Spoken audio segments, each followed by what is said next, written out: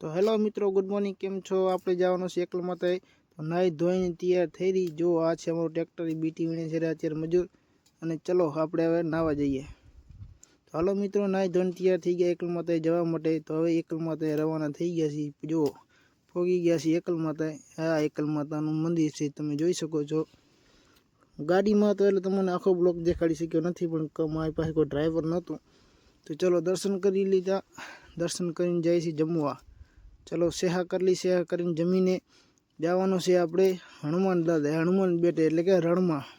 તો જુઓ મિત્રો, દર્શન કરીને પ્રસાદ લઈને આપણે રવાના થઈ ગયા છીએ રણમાં જવા માટે. અહીં રણમાં જવાનો રસ્તો છે, તમે જોઈ શકો છો. આ જઈ રહ્યા અમે રણમાં. બે ગાડી છે અમારી, એક અહીં આગળ જઈ રહી તે, અને એક અમે, હું ને ભાઈબંધ બે મિત્ર સાથે હતા. તો ચલો જઈએ આગળ હવે. જુઓ મિત્રો, અત્યારે એકલ માતા રણમાંથી ખડીલ પાંભડકા જવાનો રસ્તો ચાલુ છે, અને રસ્તો બને છે. જુઓ ગાડીઓ પડ્યું છે, તમે જોઈ શકો છો.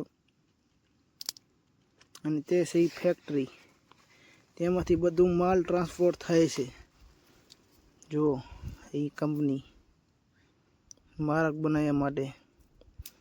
તે જો મોટા મોટા મશીન પડ્યા છે, રોલર પડ્યા છે, અને એમાં સામાન લઈ જવા માટે પાણી છે. આ અમારી ગાડી છે. જો ભાઈ દાંત કાઢે રહ્યા પાછળ. અને જો મિત્ર, આપણે રણમાં પહોંચી ગયા છીએ.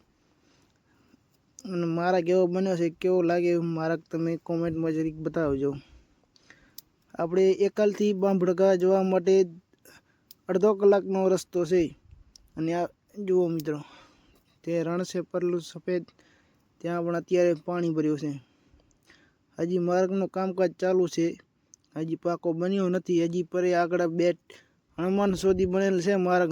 હનુમાન દાદાથી આગળ બાકી છે, હજી તે બનાવવાનું બાકી છે.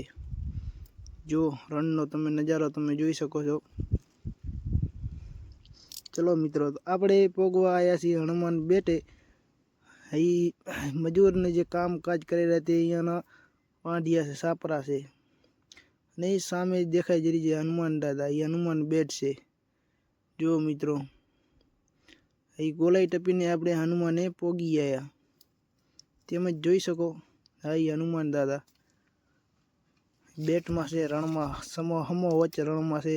અડધો કલાકથી 15 થી 20 મિનિટ પોગતા થાય છે ત્યાં.